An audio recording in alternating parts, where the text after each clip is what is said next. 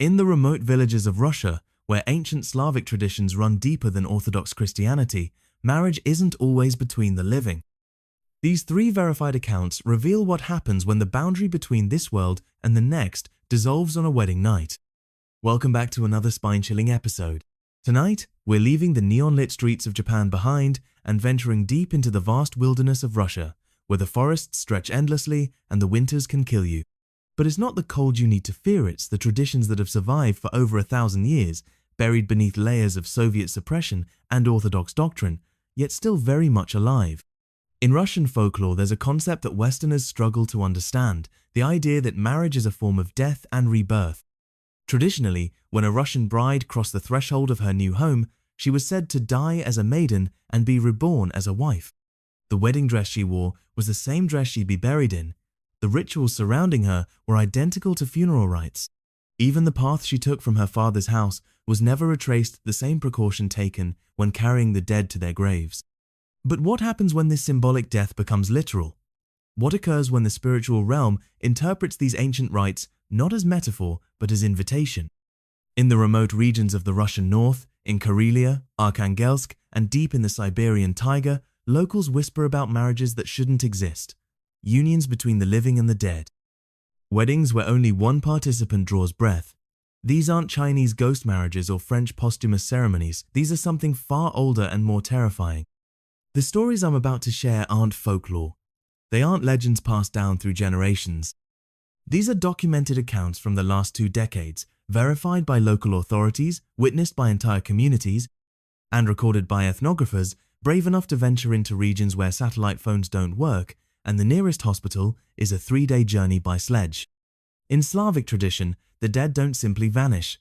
The concept of the unclean dead, those who died violently, prematurely, or without proper rites, means certain spirits never find rest.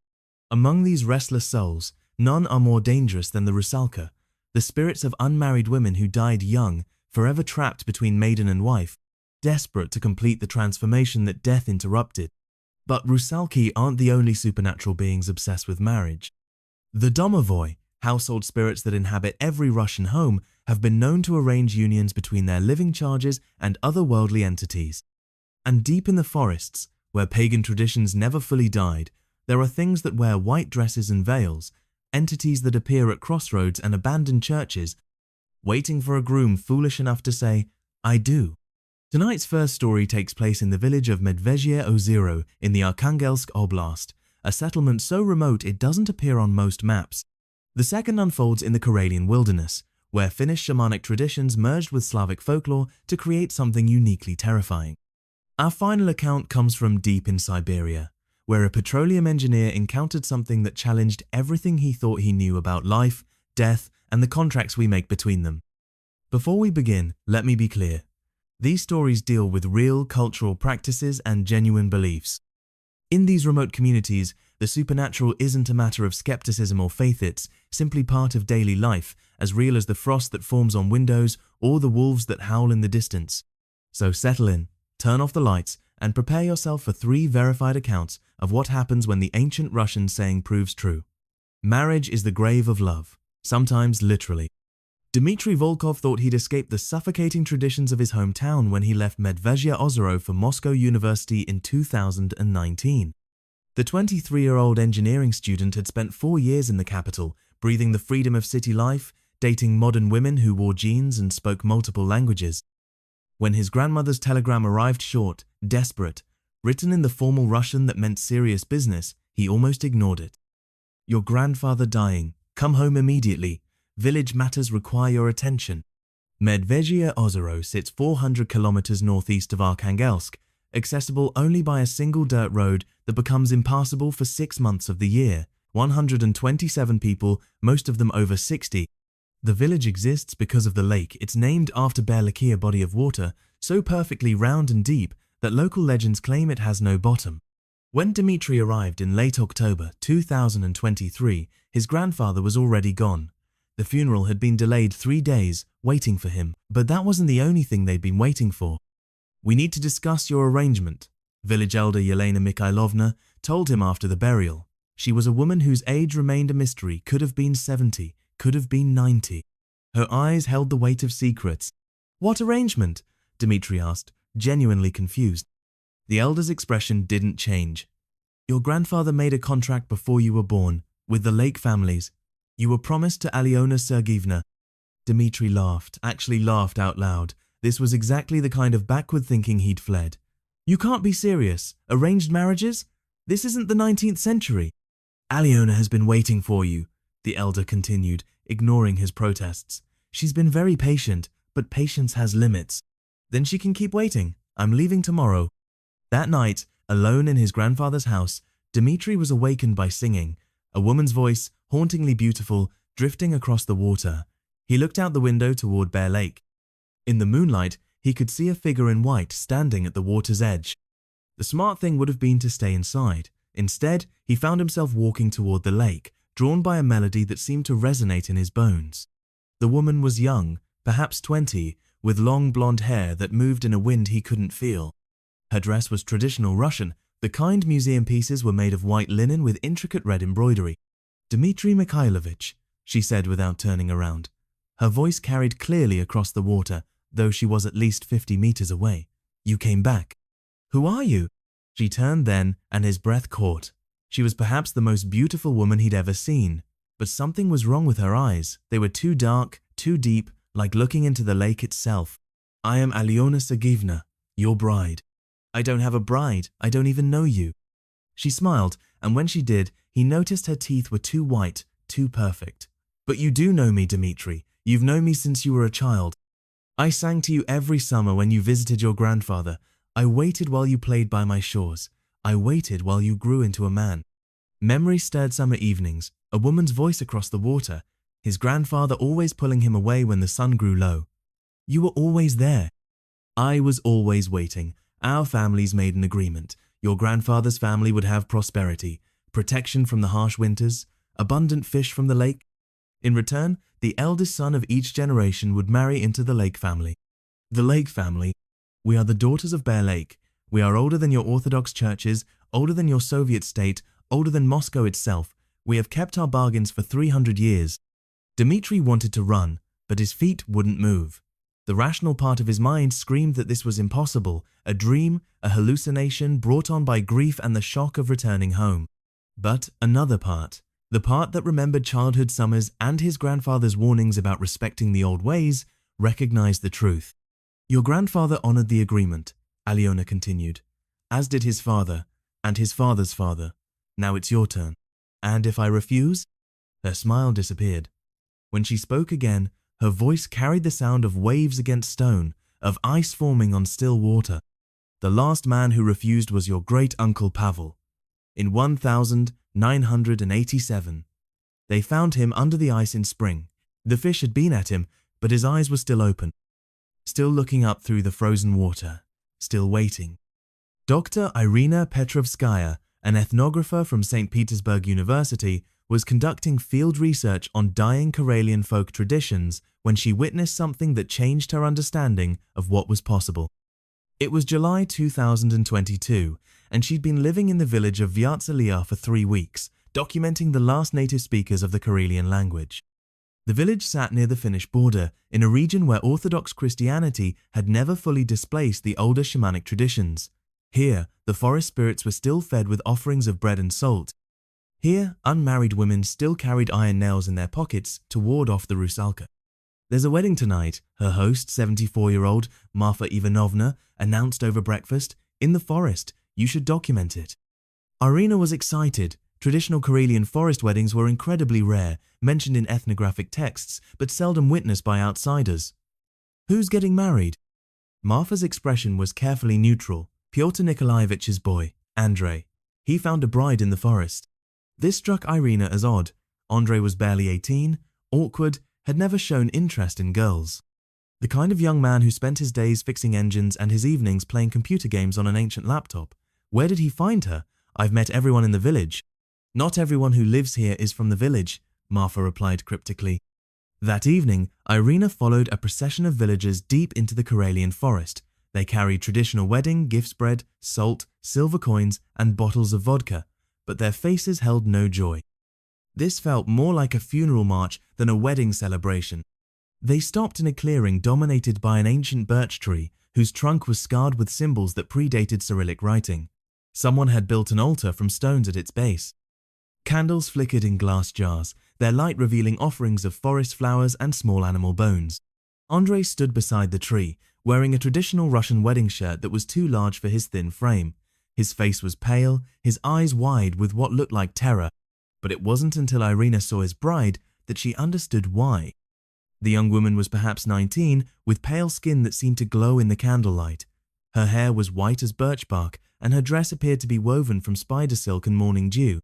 She moved without making a sound, her feet seeming to float above the forest floor. "She's beautiful," Irina whispered to Marfa. "She's hungry," the old woman replied. The ceremony began with words in Old Karelian, a language Irina recognized but couldn't fully understand. The village shaman, a bent old man she'd thought was just the local, drunkled the ritual.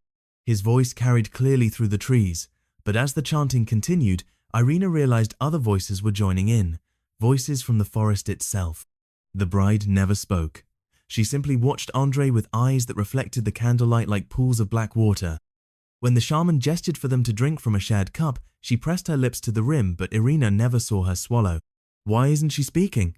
Irina asked. "Forest brides don't speak during the ceremony," Marfa explained.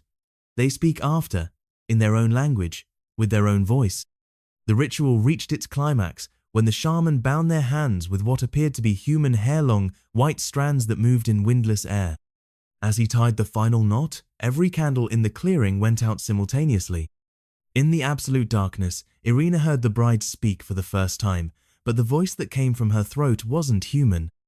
It was the sound of wind through pine needles, of snow falling on frozen ground, of things that rustled in the underbrush when no animal was there. When the candles were relit, the couple was gone. "Where did they go?" Irina demanded. "To her home," the shaman replied, his voice hoarse from chanting, "Deep forest home, where she waits between seasons." The villagers began to disperse, collecting their candles and empty bottles. Irina grabbed Marfa's arm. "This isn't a real wedding. That woman, she wasn't human."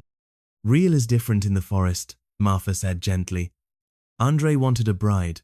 The forest provided one. Now he has what he wanted." "But what does she want?" The old woman's eyes were sad but resigned. "What forest brides always want. Life, warmth, a beating heart to keep her company through the long winter." 3 days later, Andrei's father found his son's clothes by the frozen creek. The shirt, the pants, even his underwear all neatly folded as if he'd undressed for a bath. His boots sat side by side on the bank, still warm. Andrei was never seen again. But locals reported hearing 2 voices in the forest during the long winter night's familiar laugh, and something else answering. Something that had learned to mimic human speech but couldn't quite manage human emotions. Viktor Kozlov was a petroleum engineer, not a man given to superstition. When Gazprom sent him to survey potential drilling sites in the remote Yamal Peninsula in September 2023, he approached the assignment with characteristic pragmatism. The fact that the indigenous Nenets people had declared the area forbidden didn't concern him. Corporations had been overriding indigenous objections for decades. What did concern him was being completely alone in one of the most isolated regions on Earth. The nearest settlement was 200 kilometers away. His satellite phone worked sporadically. If something went wrong, he'd be on his own. The survey area contained the ruins of an old Soviet research station, abandoned since the 1960s. Viktor set up camp in the least damaged building, grateful for solid walls and a roof, even if half the windows were broken and the permafrost had buckled the floors. On his 3rd night, he was awakened by light coming through the windows. Not sunrise that was still hours away. This was warm, flickering light, like candles or lanterns. When he looked outside, he saw what appeared to be a celebration in progress. The courtyard of the ruined station was filled with people in traditional Russian dress, long coats trimmed with fur, tall boots, elaborate headdresses. They'd set up tables laden with food and bottles of vodka. Musicians played ancient-looking instruments. At the center of it all, a young woman in a wedding dress sat in an ornate chair, surrounded by flowers. Viktor's rational mind offered explanations. Hallucination brought on by isolation, aurora borealis creating strange optical effects, maybe a documentary crew filming a period piece, but his hands were shaking as he reached for his camera. The moment he raised it, every person in the courtyard turned to look at him, dozens of eyes, reflecting the lamplight like mirrors. The music stopped. The only sound was wind across the tundra. The bride stood slowly. Even through the broken window, Victor could see she was extraordinarily beautiful dark, hair crowned with white flowers, pale skin like porcelain, a dress that seemed to be made of snow and starlight. She walked toward his building, and Victor realized with growing horror that her feet weren't quite touching the ground. She moved like smoke, like something not entirely bound by physics. When she reached the door, she knocked 3 times, deliberate, patient. Victor didn't answer, couldn't answer. His throat had closed up with fear. "Victor Mikhailovich," she called. Her voice was clear, accented with old church Slavonic formality. "I know you can hear me. I know you can see me. I have been waiting for you." "You're not real," he whispered, not sure if she could hear through the door. "I am as real as the contract your great-grandfather signed, as real as the debt your family owes." Victor's blood turned to ice. His great-grandfather, Mikhail Kozlov, had been a political prisoner, sent to this exact region in the 1930s during Stalin's purges. He died here, supposedly of exposure, but the family had never learned the complete truth. "I don't know what you're talking about." "Your great-grandfather was dying, freezing to death in a prison camp that no longer officially existed. He called out to the old gods, begged for salvation, for a chance to see his family again. I answered his call. That's impossible. I gave him warmth when he had none, food when he was starving. I helped him escape the camp, helped him survive the winter, helped him make his way back to civilization. In return, he promised me a groom from his bloodline, his first great-grandson." Victor looked out the window. The wedding party was still there, still watching, waiting. "He broke his promise," the bride continued. "Went back to his life, married his sweetheart, had children. But contracts with the old powers don't expire. They pass down through generations, gaining interest like unpaid debts. I won't do it. Whatever you want, I won't do it." "Victor Mikhailovich," she said, and her voice carried a tone of infinite sadness. "Look around you. You came here alone. No one knows exactly where you are. Your satellite phone has been broken for 2 days. You just haven't realized it yet. There is no rescue coming." Victor grabbed his phone. Dead. When had it stopped working? When had he last successfully made a call? "I can offer you the same bargain I offered your great-grandfather. Life, warmth, companionship. All I ask in return is that you honor his promise." Victor closed his eyes, thinking of his girlfriend back in Moscow, his plans to propose next month, the life he'd built that had nothing to do with ancient contracts and family debts. When he opened his eyes, the bride was inside the building, standing directly in front of him. Up close, she was even more beautiful, obviously not human. Her breath didn't fog in the freezing air. Her heart didn't beat. Her shadow fell in the wrong direction. "Choose, Victor Mikhailovich. Die alone and forgotten in this wasteland, or live forever as my husband." The wedding party began playing again. The music drifted through the broken windows, hauntingly beautiful, impossibly sad. Victor found himself taking a step forward, then another.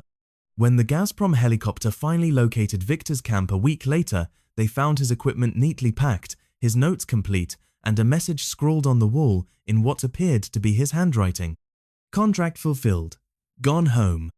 His body was never found, but on certain nights, when the aurora borealis paints the sky green and gold, locals report seeing lights in the ruins of the old research station. The sound of celebration, wedding music carried on the Arctic wind. What makes these Russian supernatural marriage encounters different from ghost marriages in other cultures isn't just the setting or the spirits involved, it's the deep-rooted belief system that makes such unions not just possible, but inevitable. In Chinese ghost marriages, families arrange posthumous weddings to ensure their deceased relatives have companionship in the afterlife. In France, posthumous marriages allow living partners to honor their deceased loved ones through legal ceremony. But in traditional Russian culture, marriage itself is understood as a supernatural transaction, a contract that transcends the boundaries between life and death. Historically, Russian wedding ceremonies were indistinguishable from funeral rites. The bride was mourned as if she had died, because in a very real sense, she had. Her maiden self was considered deceased the moment she crossed the threshold of her new home. The dress she wore on her wedding day was the same dress in which she would eventually be buried. The lamentations sung by her female relatives were funeral songs. Even the route taken from her father's house was never retraced, following the same taboo observed when carrying the dead to their graves. This symbolic death created a liminal space, a threshold between worlds where supernatural entities could insert themselves into human affairs. When a living person participated in rituals designed to transform them from one state of being to another, they became temporarily vulnerable to forces that existed between states of existence. In Slavic tradition, the concept of the unclean dead, nečistia pokojniki, encompasses souls who died without completing important life transitions. Among these, unmarried women who died young, whether by suicide, violence, or accident, were considered especially dangerous because they had been denied the transformative ritual of marriage. These entities, known as rusalki in Russian folklore, were trapped in an eternal state of preparation for a wedding that would never come. They haunted crossroads, bathhouses, and bodies of water, desperately seeking to complete the transformation that death had interrupted. Unlike the passive ghosts of Western tradition, rusalki were active predators, capable of manipulating reality to achieve their goals. Dr. Yelena Boganeva, an ethnographer at Moscow State University who has documented similar cases across rural Russia, explains, "The rusalka doesn't simply want companionship. She needs the ritual of marriage to transition from her trapped state to a more peaceful existence. A living groom provides the spiritual energy necessary for this transformation." The idea of inherited supernatural obligations is central to understanding these encounters. In pre-Christian Slavic society, contracts with otherworldly powers were considered binding not just for individuals, but for entire bloodlines. These agreements, often made during moments of desperation, war, famine, persecution, created debts that compounded across generations. Soviet attempts to suppress these beliefs drove the practices underground, but didn't eliminate them. In remote regions where traditional ways survived, families continued to honor agreements their ancestors had made decades or even centuries earlier. The collapse of the Soviet Union and the weakening of centralized authority has allowed these traditions to resurface. What distinguishes contemporary accounts from historical folklore is the availability of documentation. The cases presented here have been corroborated by multiple witnesses, investigated by local authorities, and recorded by academic researchers. They represent a pattern of supernatural activity that persists despite modernization and urbanization. Dr. Boganeva notes, "These aren't isolated incidents. We've documented over 400 similar cases across rural Russia in the past 20 years. The pattern is always the same. A young man from a family with historical ties to supernatural agreements encounters a bride who exists between worlds." The Gazprom engineer Viktor Kozlov's case is particularly well documented because corporate records show his exact location, his scheduled communications, and the helicopter search that found his abandoned camp. The fact that his equipment was left in perfect order, his geological surveys completed, and his personal effects organized suggests preparation rather than sudden departure or foul play. In each documented case, men who have attempted to refuse these supernatural marriages have faced escalating supernatural harassment. Unexplained mechanical failures strand them in remote locations. Electronic equipment malfunctions. Weather patterns shift to create dangerous conditions. The supernatural brides demonstrate remarkable patience but absolute persistence. As village elder Yelena Mikhailovna from Medvezhye Ozero explained to researchers, "The old powers don't understand your modern world. They don't care about your laws or your logic. They only understand the old agreements, the old debts. When someone owes them a groom, they will collect, eventually." These cases raise profound questions about the nature of reality, the persistence of ancient beliefs, and the price of breaking faith with powers that exist beyond human understanding. In the remote corners of Russia, where the forest stretches endlessly and the old ways never fully died, marriage remains what it has always been, a contract that binds not just two people, but two worlds. For those who find themselves inheriting such obligations, the choice is stark: honor the agreements your ancestors made, or face the consequences of a debt that can only be paid with your life. The dead, it seems, make very determined creditors.